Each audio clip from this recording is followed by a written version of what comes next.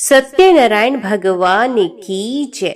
अगर आप भी भगवान की कृपा और आशीर्वाद पाना चाहती हैं, तो इस कथा को ध्यान से सुने। अश्विन मास की पूर्णिमा को सत्यनारायण व्रत और कथा का विशेष महत्व है। शास्त्रों में कहा गया है कि जो भक्त सच्चे मन से इस व्रत का पालन करता है, भगवान विष्णु के सत्य स्वरूप श्री सत्यनारायण उसकी सभी मनोकामनाएं पूरी करते हैं।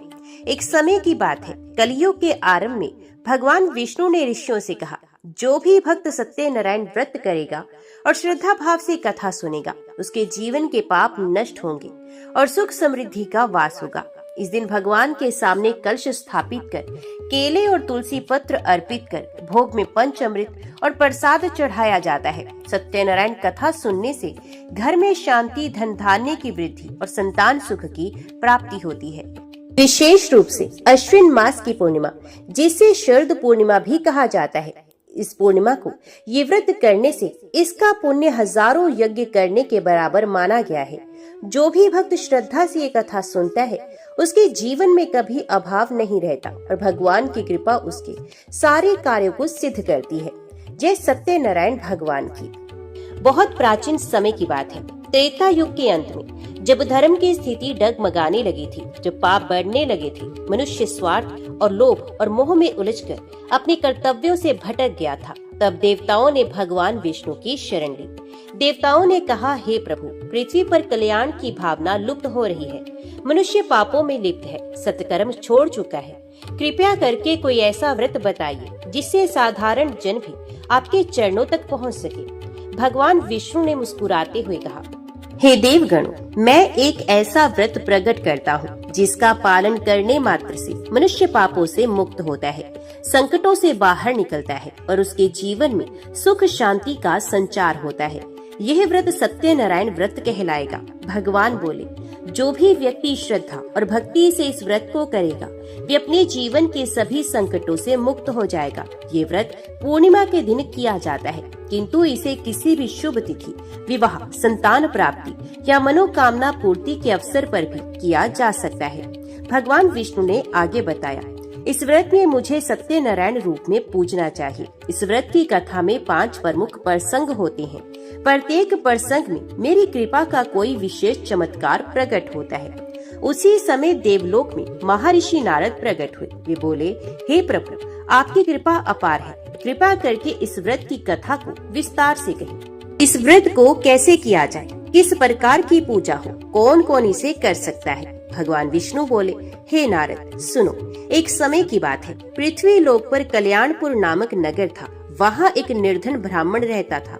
वे अत्यंत सत्कर्मी, सत्यवादी और धर्मनिष्ठ था, परंतु अति निर्धनता के कारण बहुत दुखी रहता था। कई बार तो उसे अन्न के एक दाने के लिए भी दिन भर भटकना पड़ता था। कल्याणपुर का वह ब्राह्मण हर दिन भिक्षा मांगकर जीवन यापन करता था, किंतु भगवान की भक्ति में कभी कमी नहीं आने देता। एक दिन थककर, आंखें भरकर वे विष्णु मंदिर की सीढ़ियों पर बैठा और भगवान से प्रार्थना करने लगा, हे विष्णु प्रभु, क्या मेरी भक्ति अधूरी है, क्या मेरा विश्वास क्षीण है? मुझे केवल इतना बताइए कि मैं और क्या करूं। भगवान उसकी पुकार सुनकर प्रकट हुए और कहने लगे, हे ब्राह्मण, तुम सत्यनारायण व्रत करो, श्रद्धा से इस कथा का पाठ और पूजन करो, तुम्हारी सभी कठिनाइयां दूर होंगी। ब्राह्मण ने अत्यंत श्रद्धा से अगली पूर्णिमा को व्रत किया। उसने केले के पत्ते पर भगवान की मूर्ति बनाई, पंचामृत से स्नान कराकर उन्हें नैवेद्य अर्पित किया। प्रसाद से सूजी का हलवा, पंचमेवा, केला, दूध और तुलसी पत्र चढ़ाया। वे बैठकर कथा पढ़ने लगा। उसकी आंखों से आंसू बह रहे थे और वातावरण दिव्यता से भर गया। उसने 5 गरीब बच्चों को भोजन कराया। भिक्षा में जो मिला उसी में से अर्पण किया। कथा पूरी होते ही एक चमत्कार हुआ। उसके आंगन में एक सुंदर काले रंग की गाय प्रकट हो गई। पीछे से एक वैश्य आया और बोला, हे ब्राह्मण, ये गाय अब आपकी है। ये मेरे घर बार बार आती थी, लेकिन आज ये आपके आंगन में बैठ गई है। मैं इसे आपको दान करता हूँ। ब्राह्मण आश्चर्यचकित रह गया। उसी दिन से उसका भाग्य बदलने लगा। ब्राह्मण ने अगली पूर्णिमा को फिर व्रत किया। इस बार उसके पास कुछ ज्यादा था, दूध, आटा और शक्कर। उसने फिर से भगवान को अर्पण किया, कथा सुनाई और बच्चों को प्रसाद बांटा। उस रात सपने में भगवान विष्णु ने उसे दर्शन दिए और कहा, हे ब्राह्मण, तुम्हारी श्रद्धा से मैं प्रसन्न हूँ। अब तुम दूसरों को भी इस व्रत की विधि बताओ। जिससे अधिक से अधिक लोग इसका लाभ ले सके। ब्राह्मण ने अगले दिन नगर में घूमकर ये कथा सबको सुनाई। पहले जो लोग उसे तिरस्कार से देखते थे, अब चरण स्पर्श करने लगे। यह व्रत इतना प्रभावी हुआ कि उसकी ख्याति राजमहलों तक पहुंची। राजा चंद्रसेन, एक समृद्ध व्यापारी और एक लकड़हारा, तीनों ने इस व्रत को अलग अलग समय पर किया और उनके जीवन में अद्भुत परिवर्तन आए। भगवान ने दिखाया कि कोई राजा हो या रंग, यदि वे श्रद्धा से ये व्रत करे तो उसकी सारी विपत्तियां दूर हो सकती हैं। कोई मंत्र नहीं आता, कोई बात नहीं। धन नहीं है, केवल एक केला, थोड़ा सा हलवा और आस्था काफी है। संस्कृत नहीं आती, कथा का भाव पढ़ो, श्रद्धा से सुनो, वही पर्याप्त है। भगवान सत्यनारायण के व्रत में केवल एक चीज चाहिए, सच्ची श्रद्धा और विश्वास। आज भी जब कोई स्त्री संतान के लिए व्रत करती है, जब कोई गृहस्थ शांति के लिए कथा कराता है, जब कोई युवक नौकरी की कामना से ये व्रत करता है, तो भगवान उसकी मनोकामना पूरी करते हैं। सत्यनारायण व्रत केवल एक कर्म कांड नहीं है, ये आत्मा और परमात्मा के बीच का संबंध है। ये श्रद्धा और कृपा का बंधन है। श्रद्धा और विश्वास से किया गया एक छोटा सा पूजन भी बड़े बड़े चमत्कार कर सकता है। यही है सत्यनारायण व्रत की महिमा। कल्याणपुर का वह ब्राह्मण जो कभी दर दर भटकता था, अब उसकी झोपड़ी में गाय का दूध, तुलसी का पौधा और प्रभु की भक्ति गूंजने लगी थी। उसने निर्णय लिया कि वे हर पूर्णिमा को सत्यनारायण व्रत करेगा, अपने लिए नहीं, पूरे समाज के कल्याण के लिए। अब वे कथा न केवल अपने घर में करता, बल्कि गांव के लोगों को भी बुलाता, उन्हें प्रसाद खिलाता और प्रभु की महिमा सुनाता। धीरे धीरे गांव के लोगों ने देखा, जिस ब्राह्मण के पास पहनने के लिए वस्त्र नहीं थे, अब उसके तन पर सादगी भरा मगर स्वच्छ धोती है। उसके घर के सामने लोग झुककर प्रणाम करने लगे। उसके वचन मधुर हो गए और आंखों में तेज आ गया। लोगों को जिज्ञासा हुई, क्या इस ब्राह्मण को कोई रत्न मिल गया है? क्या किसी राजा ने इसे धन दान कर दिया है? उसने मुस्कुराते हुए उत्तर दिया, मुझे जो मिला है वे सत्य का फल है, सत्यनारायण व्रत का फल। गांव में हलधर नामक एक किसान था, बहुत मेहनती लेकिन दुर्भाग्यशाली। उसकी फसल हर साल बर्बाद हो जाती थी। ब्राह्मण ने उसे आग्रह पूर्वक कहा, भाई हलधर, तू एक बार श्रद्धा से सत्यनारायण व्रत कर। जो हल तेरा खेत जोतता है, वही तेरे भाग्य को भी सींच लेगा। हलधर ने पूरे मन से व्रत किया। कथा के दिन उसने अपनी झोपड़ी के आंगन में पीले फूल बिछाए, केले के पत्तों से मंडप सजाया और 2 मुठ चावल से थोड़ी शक्कर चढ़ाई। वे कथा सुनते सुनते भाव विभोर हो गया। कथा के अंत में उसने आंखें बंद कर मन से कहा, हे प्रभु, मेरा खेत तो आप ही हो, आप ही बरसात बनो, आप ही सूर्य बनो। चमत्कार हुआ। उस वर्ष गांव में बारिश बहुत हुई, लेकिन हलधर का खेत सबसे अधिक उपज देने वाला निकला। वही गांव में एक विधवा स्त्री थी, शांता। उसका इकलौता बेटा कई वर्षों से रोगग्रस्त था। शरीर हड्डियों का ढांचा मात्र था। वैद्य, तांत्रिक, मंत्र पाठ सब निष्फल। ब्राह्मण ने कहा, शांता, तू केवल एक बार इस व्रत को कर और देख प्रभु का प्रताप। शांता ने भी व्रत किया। उसके पास कुछ नहीं था। उसने केवल एक सूखा नारियल, एक केला और अपनी आंखों से बहते आंसू को अर्पित किया। व्रत के समापन पर कथा के बीच में उसका बालक, जो महीनों से बिस्तर से नहीं उठा था, वे उठकर बोला, माँ, मुझे भूख लगी है, प्रसाद मिलेगा। सारा गांव सन रह गया। लोग बोले, ये तो चमत्कार है। ये सब देख गांव का राजा चंद्रसेन भी चकित हुआ। उसने ब्राह्मण को बुलाकर पूछा, हे महामना, ये सब क्या है? क्या एक व्रत इतनी शक्ति रखता है?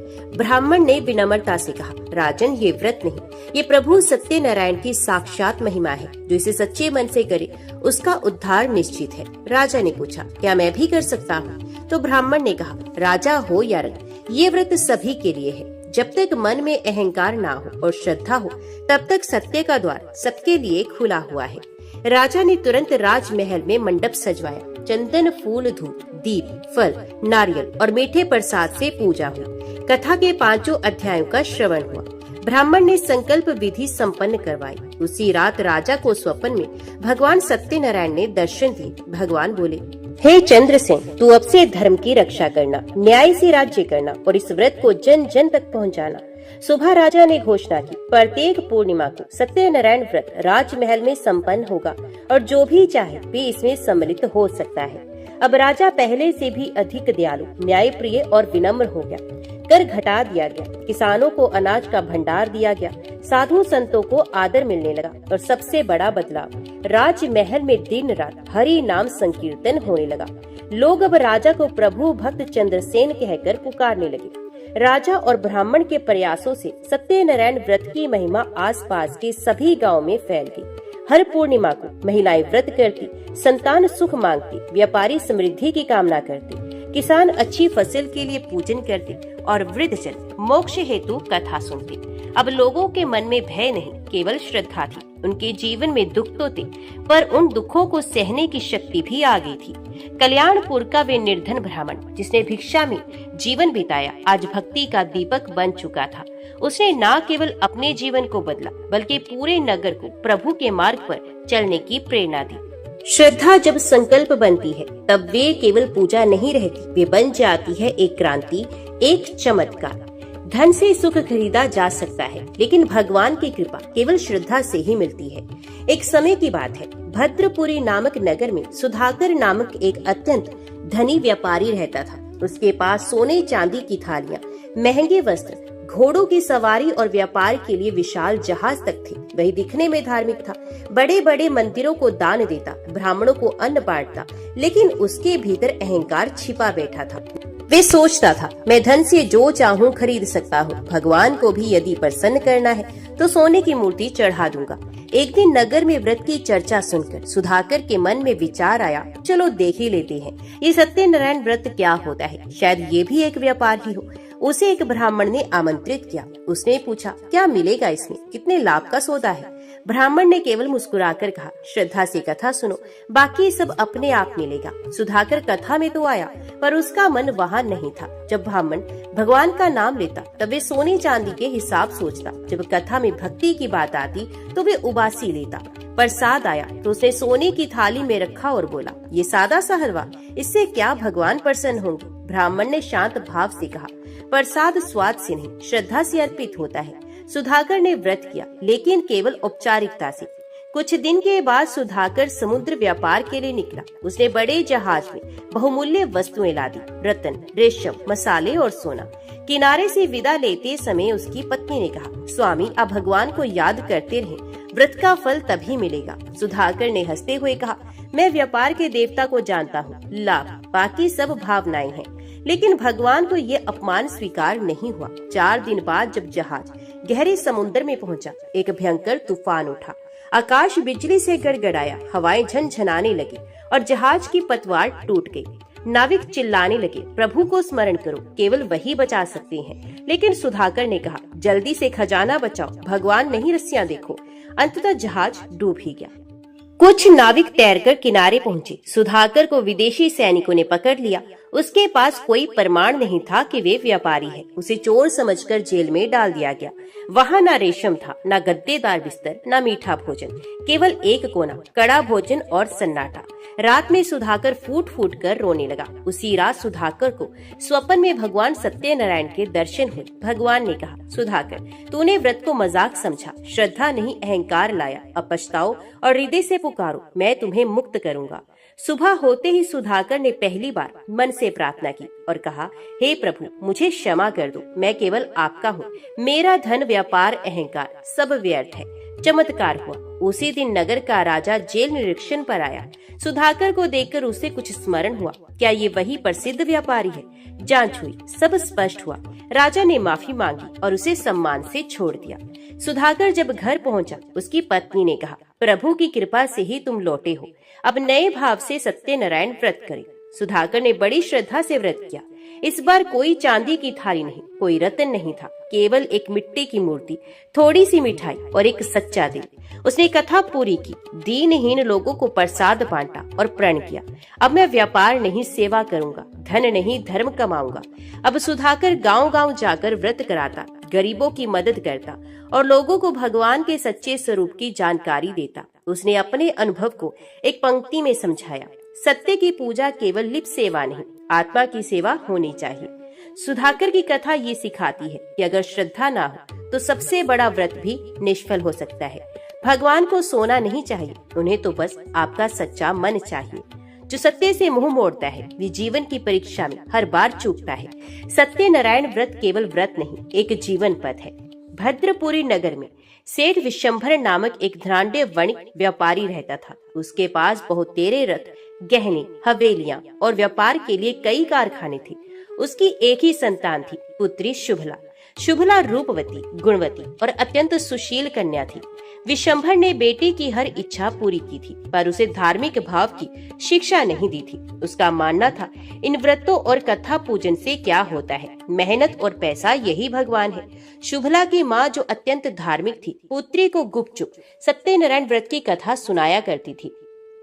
शुभला की आंखों में प्रभु के प्रति भक्ति के आंसू होते। वे धीरे धीरे तुलसी सेवा, दीप प्रज्वलन और नाम स्मरण में रुचि लेने लगी। पर उसके पिता को ये सब व्यर्थ सा प्रतीत होता। वे कहता, बेटी ये पुरानी बातें छोड़ो, विवाह की उम्र हो गई है, अच्छे सेठों की नजर तुम्हारे रूप पर है। कुछ समय बाद शुभला का विवाह एक प्रतिष्ठित परिवार में तय हो गया। विवाह के शुभ अवसर पर एक ब्राह्मण सेठ के पास आया और बोला, हे वणिक, अपनी कन्या के विवाह में सत्यनारायण व्रत अवश्य कराइए। जीवन की नींव सत्य से ही मजबूत होती है। सेठ हंसते हुए बोला, क्या अब विवाह भी भगवान के भरोसे हो? पंडित जी, आप केवल दक्षिणा ले जाइए। ब्राह्मण दुखी होकर लौट गया। शुभला का विवाह धूमधाम से हुआ। नगाड़े बजे, बारात नाची, आकाश से पुष्प वृष्टि जैसी प्रतीत हुई। पर जैसे ही दूल्हा दुल्हन 7 फेरे लेकर बाहर निकले, एक भीषण आंधी आई और विवाह मंडप का एक स्तंभ गिर पड़ा। किसी को चोट तो नहीं लगी, पर सभी चौंक गए। बुजुर्गों ने कहा, ये कुछ संकेत है, विवाह में कोई शुभ कर्म अधूरा रह गया है। विवाह के बाद वर और उसके पिता व्यापार हेतु दूसरे नगर रवाना हुए। वहां पहुंचते ही उनका सामान चोरी हो गया। तो स्थानीय लोगों ने उन्हें चोरी के शक में पकड़ लिया। नगर के राजा के समक्ष जब वे प्रस्तुत किए गए तो उनके पास कोई पहचान पत्र नहीं था। राजा ने आदेश दिया, दोनों को बंदी गृह में डाल दो, जब तक सत्य सिद्ध ना हो यहीं रहें। उधर शुभला को जब इस बात की जानकारी मिली तो वे व्याकुल हो गई। उसने माँ से पूछा, क्या हमसे कोई दोष हुआ है? माँ, क्या हमने कोई व्रत अधूरा छोड़ दिया है? माँ की आंखों में आंसू थे। उसने कहा, बेटी, तेरे पिता ने सत्यनारायण व्रत को तुच्छ समझा, वही भूल अब हमारे सामने संकट बनकर आई है। शुभला ने प्रण किया, मैं आज ही व्रत करूंगी, सच्चे मन से, भले ही पिता ने ना किया हो, मैं प्रभु की शरण में जाऊंगी। शुभला ने गंगा जल से स्नान किया, हाथ में पुष्प लेकर संकल्प किया और पूजन प्रारंभ किया। उसने केले के पत्तों पर भगवान की प्रतिमा बनाई, पंचामृत से स्नान कराया और शुद्ध मन से हलवा प्रसाद बनाया।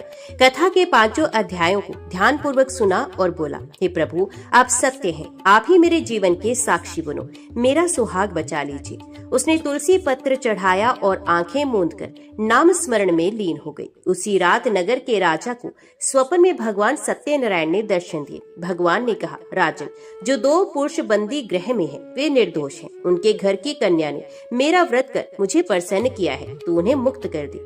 राजा प्रातः काल स्वयं बंदी गृह गया, क्षमा मांगी और दोनों को सम्मान सहित विदा किया। जब वर और उसके पिता घर लौटे, शुभला ने प्रभु को कृतज्ञता से प्रणाम किया।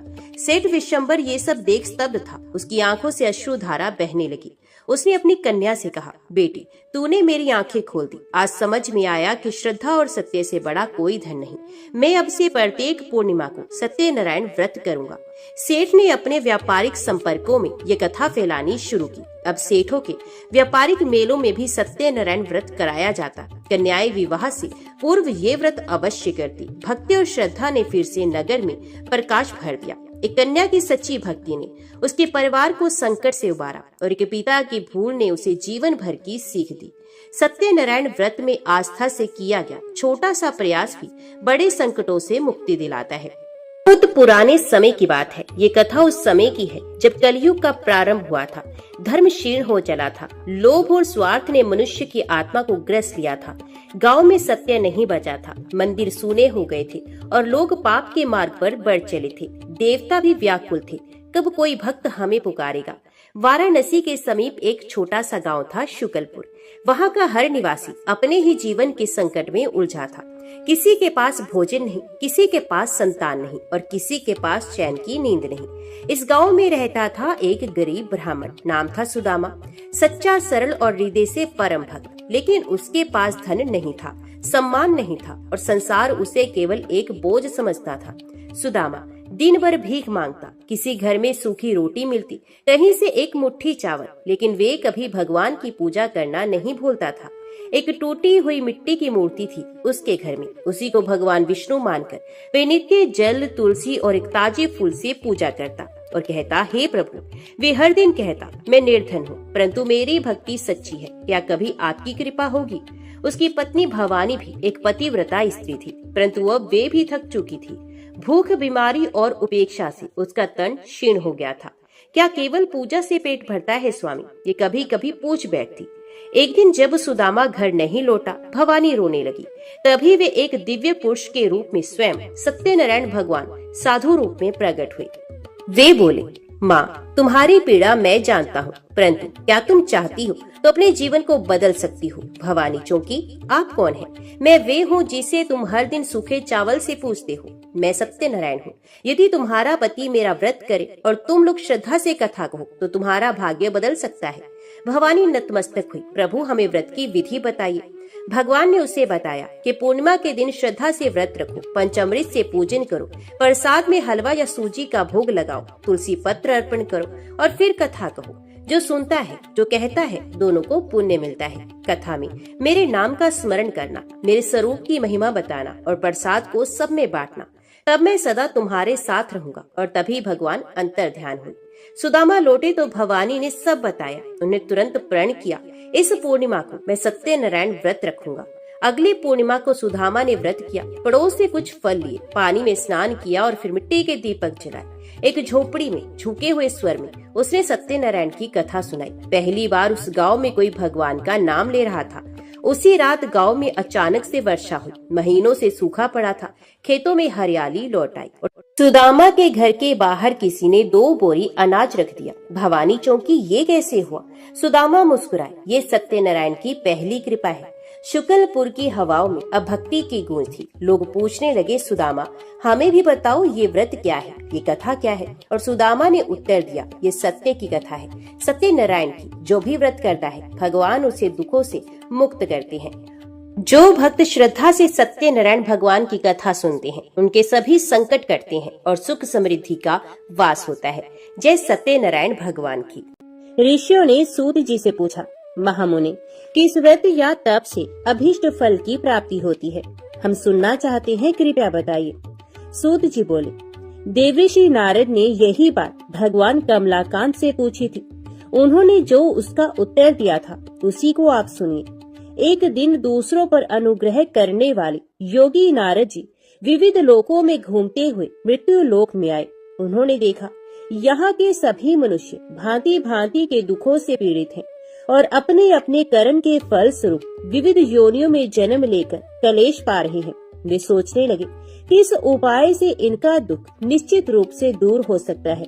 मन ही मन इस प्रकार सोचकर वे विष्णु लोक में गए और वहां जाकर उन्होंने शंख, चक्र, गदा, पद्मधारी, वनमाला से विभूषित शुक्ल वर्ण चतुर्भुज देव देवेश्वर भगवान नारायण को देखकर कुछ कहना चाहा। नारद जी बोले, आप मन और वाणी से अतीत अनंत शक्ति हैं, आदि मध्य और अंत से रहित है, निर्गुण है, गुणात्मा है, सबकी आदि भूत है और भक्तों के दुख का नाश करने वाले हैं। आपको नमस्कार है। भगवान विष्णु ने नारद का स्तवन सुनकर उत्तर दिया। श्री भगवान बोले, महाभाग, तुम किस लिए यहाँ आए हो और तुम्हारे मन में क्या अभिलाषा है? बताओ, मैं तुम्हारी सब बातों का उत्तर दूंगा। नारद जी बोले, मृत्यु लोक में मनुष्य पाप कर्म वश विविध योनियों में जन्म लेकर नाना प्रकार से कलेश पा रहे हैं और अपने अपने पापों का फल भोग रहे हैं। हे नाथ, उनके वे सारे कलेश सहज में ही कैसे दूर हो सकते हैं? यदि मुझ पर आपकी कृपा है तो वह उपाय मुझे बताइए, उसी को सुनने की मेरी इच्छा है। श्री भगवान ने कहा, वत्स, लोगों के प्रति अनुग्रह कामी होकर तुमने बड़ी अच्छी बात पूछी है। जिसके करने से मनुष्य मोह से मुक्त होता है, वह मैं तुमसे कह रहा हूँ, सुनो। एक अत्यंत पवित्र व्रत है जो स्वर्ग या पृथ्वी पर अति दुर्लभ है।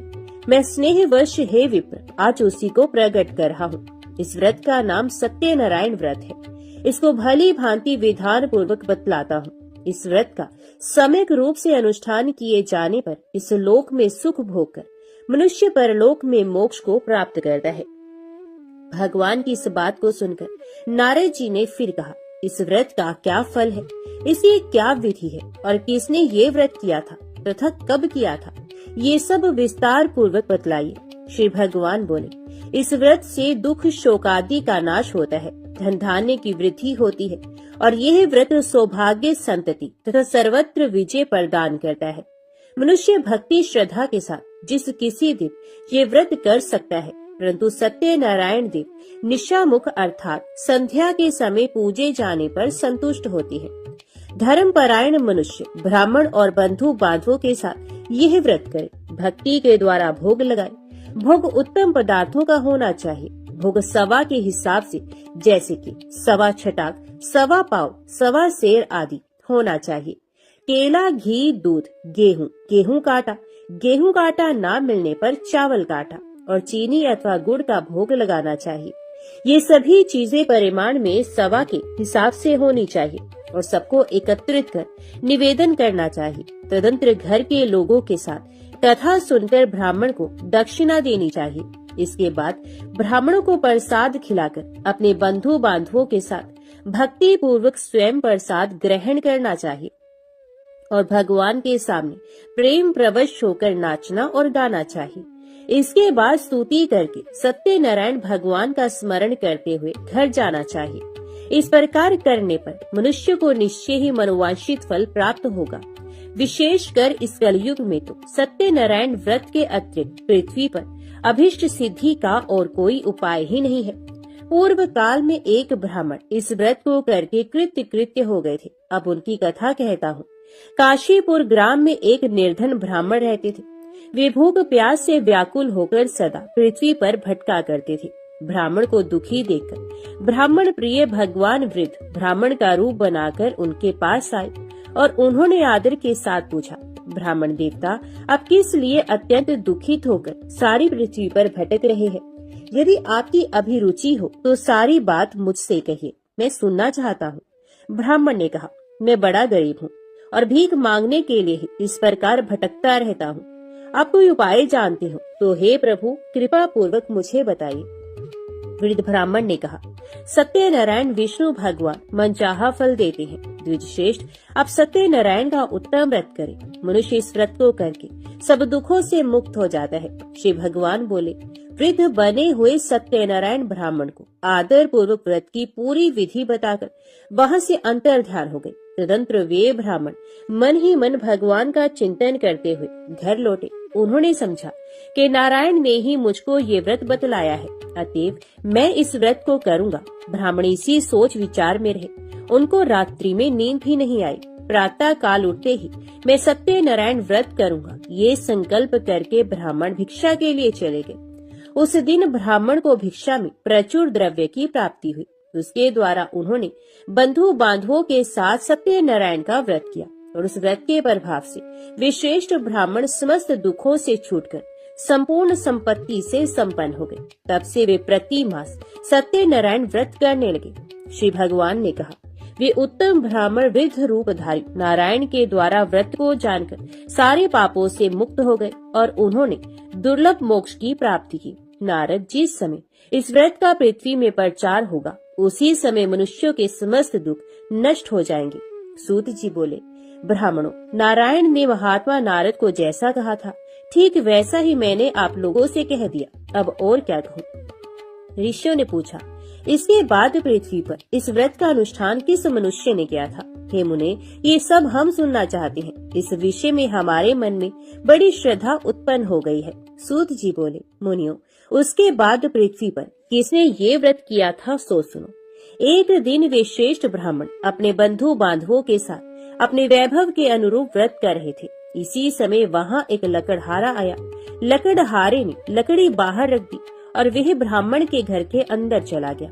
उस समय वह प्यास से पीड़ित था। उन ब्राह्मण को कार्य में लगे देखकर प्रणाम करके उसने पूछा, महाराज, आप ये क्या कर रहे हैं? तो ब्राह्मण ने कहा, ये सत्यनारायण का व्रत है। ये व्रत दुख दारिद्र्य का नाश करता है, सब प्रकार की इच्छित वस्तुओं को देता है और पुत्र पौत्र आदि की वृद्धि करता है।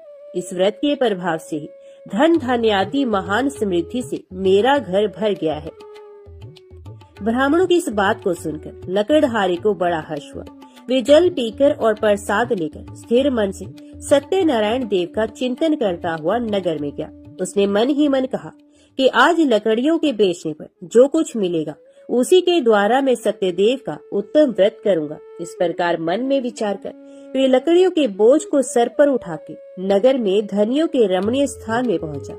आज लकड़हारे को लकड़ियों का दूना मूल्य मिला। उसका हृदय प्रसन्न हो गया। वे पके हुए केले, चीनी, घी, दूध और गेहूं का आटा सब वस्तुएं सवाए हिसाब से लेकर घर पहुंचा। तदंतर बंधु बांधवों को निमंत्रण देकर उसने विधि पूर्वक व्रत किया। उस व्रत के प्रभाव से वह लकड़हारा धन और पुत्र से संपन्न हो गया तथा इहलोक में सुख भोगकर अंत में सत्यपुर को प्राप्त हुआ। एक घटना और कहता हूँ, सुनो। पूर्व काल में उल्कामुख नामक एक जितेंद्रिय सत्यवादी प्रबल पराक्रमी राजा थे। वे बुद्धिमान राजा प्रतिदिन भगवान के मंदिर में जाते और धन देकर ब्राह्मणों को संतुष्ट करते थे। उनकी पत्नी का नाम था भद्रशिला। वे सरोज वदना, परमुग्धा और पति परायणा स्त्री थी। राजा रानी के साथ समुद्र के तीर पर जाकर सत्यनारायण का व्रत किया करते थे। एक दिन जब राजा व्रत कर रहे थे, एक साधु नामक वणिक वहां आया। वे व्यापार के लिए नाना प्रकार के रत्न आदि पदार्थों को नौका में भरकर लाया था। वणिक समुद्र के किनारे नाव को खड़ी करके तट के ऊपर आया और व्रत करते हुए राजा को देखकर उसने विनय पूर्वक पूछा। साधु ने कहा, राजन, भक्ति युक्त चित्त से आप ये क्या अनुष्ठान कर रहे हैं? इस समय मेरी इसे जानने की इच्छा है, अतएव आप समझाकर कहें। राजा बोले, साधु, मैं अपने बंधु बांधवों के साथ अतुलनीय तेज युक्त भगवान विष्णु की पूजा कर रहा हूँ। मेरा यह व्रत पुत्र आदि की प्राप्ति के लिए है। तदंतर साधु ने राजा को आदर पूर्वक प्रणाम करके कहा, राजन, इस व्रत की सांगोपांग विधि आप मुझे बताएं, क्योंकि मैं भी ये व्रत करूंगा। मेरे भी संतान नहीं। इस व्रत से मुझे निश्चय ही संतान की प्राप्ति होगी। इतना कहकर वणिक ने उन राजा से व्रत की विधि अच्छी तरह पूछकर वहां से प्रस्थान किया और अपने वाणिज्य का काम पूरा करके वे आनंद के साथ घर लौटा। कुछ ही दिनों के बाद उसकी पतिव्रता पत्नी गर्भवती हुई और समय पर उसने एक अति सुंदर कन्या को जन्म दिया। कन्या शुक्ल पक्ष के चंद्रमा की भांति दिनों दिन बढ़ने लगी। वणिक ने उसका जात कर्म आदि संस्कार करवाकर उसका नाम रखा कलावती। तदंतर वणिक पत्नी लीलावती ने मधुर वचनों में पति से कहा, स्वामी, अपने पूर्व में जो सत्यनारायण व्रत करने की प्रतिज्ञा की थी उसे अब पूरी क्यों नहीं कर रहे हैं? तो साधु ने उत्तर दिया, प्रिय, मैं कलावती के विवाह के समय सत्यनारायण का व्रत करूंगा। पत्नी को इस प्रकार आश्वासन देकर साधु वणिक समुद्र के तट की ओर चला गया। इधर पिता के घर में कलावती बढ़ने लगी। इसके बाद धर्म के जानने वाले पिता ने जब अपनी पुत्री को विवाह के योग्य देखा तब अपने बंधु बांधवों से परामर्श करके साधु ने वर ढूंढने के लिए दूत को भेजा। दूत साधु का आदेश पाकर कांचन नगर गया और वहां कलावती के योग्य एक उत्तम वर की खोज करके वहां से उस वणिक पुत्र को साथ लेकर लौट आया। साधु वणिक को सुंदर और सद्गुणी वणिक कुमार को देखकर बड़ा प्रसन्न हुआ और अपनी जाति बंधुओं के साथ मिलकर प्रसन्नता पूर्वक यथाविधि अपनी कन्या को उसको अर्पण कर दिया। दुर्भाग्यवश कलावती के विवाह के समय भी वणिक उस उत्तम व्रत की बात भूल गया। इससे भगवान उस पर रुष्ट हो गए। कुछ दिनों के बाद वह व्यापार में निपुण वणिक अपने श्रीमान जमाता को साथ लेकर व्यापार के लिए बाहर गया और राजा चंद्रकेतु के राज्य में समुद्र के समीप रमणीय रतनसार नगर में जा पहुंचा।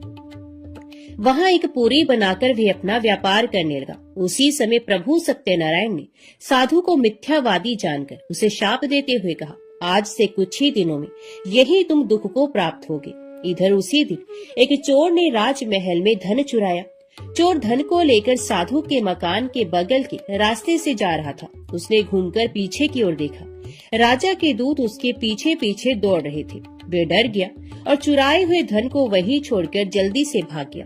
दूतों ने आकर देखा साधु वणिक के घर के पास राजा का धन पड़ा है। तब उन्होंने जमाता के साथ साधु को पकड़ लिया और उन्हें बांधकर प्रसन्न मन से तुरंत राजा के समीप ले जाकर कहा, प्रभु, दोनों चोर पकड़कर आ गए हैं। इनको देखिए और आज्ञा दीजिए कि क्या किया जाए।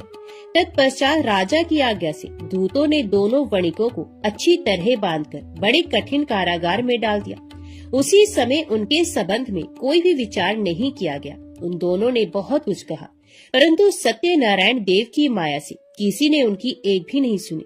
इसके बाद राजा चंद्रकेतु ने उनकी सारी धन संपत्ति छीन ली। इधर सत्यदेव के शाप से घर में लीलावती और कलावती पर भी दुख आ पड़ा। घर में जो भी कुछ था, धन संपत्ति थी, चोरों ने सारी चोरी कर ली। लीलावती मानसिक और शारीरिक व्याधि से तथा भूख प्यास से पीड़ित हो दाने दाने की चिंता में नगर में घर घर भटकने लगी। इस प्रकार कलावती भी प्रतिदिन अन्न के लिए भटकने लगी। एक दिन भूख से व्याकुल कलावती घर से निकलकर किसी ब्राह्मण के घर पहुंची। उसने देखा वहाँ सत्यनारायण का व्रत हो रहा है। वे वहाँ बैठ गई और कथा सुनकर उसने भगवान से मनोरथ पूर्ति के लिए प्रार्थना की। इसके बाद प्रसाद लेकर उसी रात को वे अपने घर लौट आई।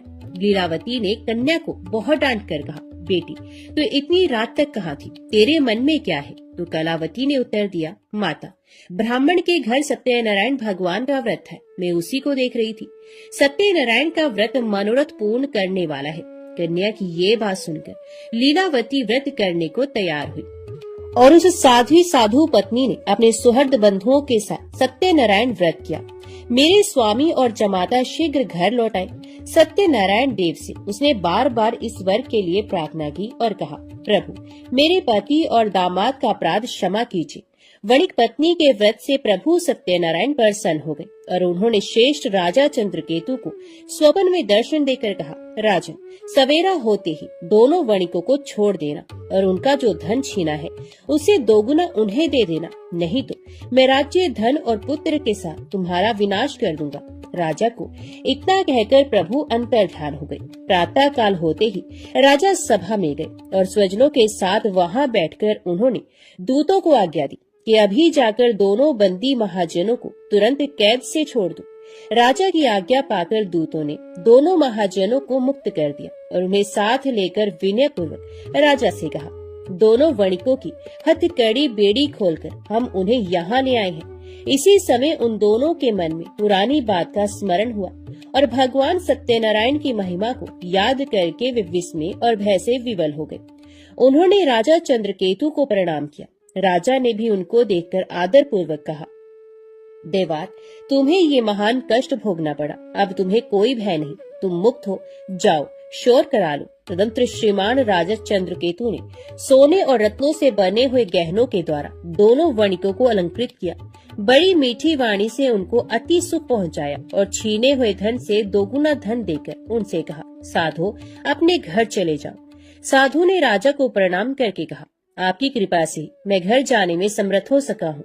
उस समय साधु ने मंगलाचार करते हुए यात्रा की, ब्राह्मणों को धन का दान किया और अपने नगर की ओर दोनों चले गए। कुछ ही दूर आगे बढ़ने पर प्रभु सत्यनारायण ने दंडी की वेश में आकर उनसे पूछा, बताओ तो तुम्हारी नाव में क्या है? तो महाजन ने परमत से होकर बड़ी अवहेलना के साथ हंसी उड़ाते हुए कहा, दंडी क्यों पूछ रहे हो? तुम्हें रुपए चाहिए क्या? मेरी नाव में तो लता पत्र भरे हैं।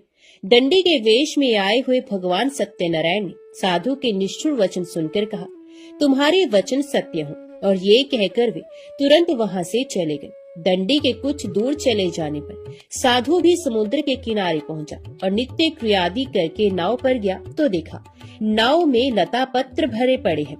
ये देखकर उसे बड़ा विस्मय हुआ और वे मूर्छित होकर पृथ्वी पर गिर पड़ा। थोड़ी देर के बाद चेत होने पर वे बड़ी चिंता में डूब गया। श्वशुर की ये दशा देखकर जमाता ने उनसे कहा, आप किस लिए शोक कर रहे हैं? ये सब दंडी के शाप का फल है। वे सब कुछ करने में समर्थ है, वे ही हरता वे ही करता है, इसमें कोई संदेह नहीं। हम लोग उन्हीं की शरण ले तो हमारा मनोरथ पूर्ण हो जाएगा। जमाता की ये बात सुनकर साधु दौड़कर दंडी के पास पहुंचा और उनके दर्शन करके भक्ति पूर्वक नमस्कार कर उनसे बोला, मैं बड़ा दुरात्मा हूँ। आपकी माया से मुग्ध होकर मैंने जो कुछ कह दिया है उसके लिए क्षमा करें। मैंने आपके सामने दुष्ट वाक्यों का प्रयोग किया है। हे नाथ, मुझे इसके लिए क्षमा करें। क्षमा ही साधुओं का धन है। साधु तो दूसरों के उपकार करने में ही लगे रहते हैं। यूँ कहकर शोक विकल वणिक बार बार प्रणाम करने लगा और रोने लगा। साधु वणिक को विलाप करते देखकर दंडी ने कहा, रो मत, मेरी बात सुनो। दुर्मते, तुम मेरे अपमान करके मेरी पूजा से विमुख हो गए थे, उसी के फल स्वरूप बार बार दुख को प्राप्त होती हो। भगवान के इस प्रकार के वचनों को सुनकर साधु ने भगवान की स्तुति की। साधु बोला, प्रभु, ब्रह्मादि स्वर्गवासी देवता आपकी माया से मोहित होकर आपके आश्चर्यमय रूप और गुणों को नहीं जान पाते। मैं भी आपकी माया से मुग्ध हूँ, अतएव आपको कैसे जान सकूंगा? आप प्रसन्न हो, मैं अपने वैभव के अनुसार आपकी पूजा करूंगा। मैं आपके शरणागत हूँ, मुझे पुत्र और वित्त दीजिए, मेरी रक्षा कीजिए। साधु के इस प्रकार के भक्ति युक्त वचनों को सुनकर भगवान जनार्दन पर तुष्ट हो गए और साधु को मनचाहा वर देकर वहीं अंतर ध्यान हो गए। तदंतर साधु ने नाव पर चढ़कर देखा, नाव रत्न आदि से भरी है। सत्यदेव की दया से मुझे वांछित फल मिल गया। यो कहकर साधु ने अपने मित्रों के साथ विधिवत सत्यनारायण की पूजा की और बड़े हर्ष के साथ यात्रा आरंभ की। नौका बड़े वेग से चलने लगी। दोनों अपने देश में आ पहुंचे। साधु ने जमाता से कहा, वत्स, वह देखो, मेरी पूरी दिखाई दे रही है। तत्पश्चात साधु ने अपने धन के रखवाले दूत को नगर में भेजा। दूत ने साधु की पत्नी लीलावती के समीप जाकर हाथ जोड़कर प्रणाम करते हुए कहा, आपके पतिदेव नाना प्रकार के धन रत्नों के साथ अपने जामाता और सुहृद मित्रों से घिरे हुए आ रहे हैं। साध्वी वणिक पत्नी दूत के मुख से स्वामी और जमाता के आने का समाचार सुनकर बड़ी हर्षित हुई और सत्यदेव की पूजा करके उसने अपनी लड़की से कहा, मैं पति की अगुवानी के लिए जाऊंगी, तुम भी तुरंत मेरे साथ चलो। माता की बात सुनकर कलावती ने सत्यनारायण का व्रत किया, परंतु प्रसाद लिए बिना ही वे पति के सामने चले गए। इससे सत्यनारायण देव रुष्ट हो गए। धन रतन और जवाई को लेकर नौका जल में अदृश्य हो गई। कलावती ने जब पति को नहीं देखा तब वह शोक से अत्यंत व्याकुल होकर रोती हुई जमीन पर गिर पड़ी। अपने पति और नाव के ना दिखने से अत्यंत शोकातुर थी। कन्या की इस दशा को देखकर साधु बहुत डर गया। उसने सोचा, ये क्या आश्चर्य हो गया। नाव खेने वाले भी बड़ी चिंता लेने लगे। ये सब देखकर पतिव्रता लीलावती अत्यंत दुख से विवल होकर विलाप करती हुई स्वामी से बोली, मैंने अभी अभी ज्वाई को देखा था। क्षण मात्र में ही नौका के साथ जमाता अदृश्य हो गए। अब वे कहीं नहीं दिख रहे। पता नहीं किस देवता ने उन्हें इस प्रकार हरण कर लिया। आप क्या भगवान सत्यदेव के प्रभाव को नहीं जानते? लीलावती इस प्रकार कहकर विलाप करने लगी। उसी के साथ सारे बंधु बांधव भी रोने लगे। लीलावती अपनी कन्या को गोद में लेकर रुदन करने लगी। कन्या कलावती ने स्वामी को डूबा हुआ जानकर दुखित हृदय से पति की पादुका को लेकर सती होने का निश्चय किया। धर्म को जानने वाला साधु वणिक कन्या की ये स्थिति देखकर अपनी पत्नी के साथ शोक से अत्यंत व्याकुल हो उठा और उसने मन ही मन सोचा, निश्चय ही सत्यदेव की माया के द्वारा ही मेरे जामाता हरे गए हैं। अपने वैभव के अनुसार भगवान सत्यनारायण की पूजा करूंगा। साधु ने वहाँ सब लोगों को बुलाकर ये बात कही और अपना मनोरथ व्यक्त करते हुए पृथ्वी पर दंड की भांति पड़कर वह बार बार भगवान सत्यदेव को प्रणाम करने लगा। इससे सत्यदेव प्रसन्न हो गए। उन्होंने आकाश से ही साधु के प्रति कहा, साधु, तुम्हारी कन्या मेरे भोग का तिरस्कार करके पति को देखने के लिए आ गई, इसलिए इसका पति अदृश्य हो गया। अब वे घर जाए, प्रसाद लेकर लौट कर आए, तब अवश्य उसे स्वामी का सुख प्राप्त होगा, इसमें कोई संदेह नहीं। वणिक नंदनी कलावती ने गंगन मंडल में ये प्राण दान करने वाली वाणी सुनी और सुनकर तुरंत ही वे घर चले गए। वहाँ जाकर उसने प्रसाद लिया। तदंतर वे जब लौट कर आई तब अपने पति को, नाव को और समस्त बंधुओं को देखकर अत्यंत सुखी हुई। उसने पिता से कहा, पिताजी, आइए हम लोग घर चले, अब देर क्यों कर रहे हैं? कन्या की इस बात को सुनकर वणिक प्रसन्न हो गया और विधि विधान के साथ भगवान सत्यनारायण की पूजा करके धन रतन और बंधुओं के साथ वे अपने घर पहुंचा। तदंतर प्रत्येक संक्रांति और पूर्णिमा को यथा विधि सत्यनारायण की पूजा करता हुआ वे इस लोक में सुखी होकर अंत में सत्यपुर को प्राप्त हो गया। सूत जी बोले, श्रेष्ठ मुनियों, एक उपाख्यान और सुनिए। पूर्व काल में वंशध्वज नामक एक प्रजा पालन में तत्पर राजा थे। उन्होंने सत्यदेव के प्रसाद का परित्याग किया था, इसलिए वे दुख को प्राप्त हुए। एक दिन राजा ने वन में जाकर विविध प्रकार के मृगों का शिकार किया। फिर जब विश्राम के लिए वे बरगद के वृक्ष के नीचे आए तब उन्होंने देखा ग्वाले लोग बड़े संतुष्ट मन से मित्रों को साथ लेकर भक्ति पूर्वक भगवान सत्यनारायण देव की पूजा कर रहे हैं। राजा ने सत्यनारायण की पूजा होती देखी, पर घमंड के कारण ना तो वे वहाँ गए न प्रणाम ही किया। ग्वाले राजा के पास प्रसाद रखाए और पूजा की जगह आकर प्रसाद लेकर अपने घरों को चले गए।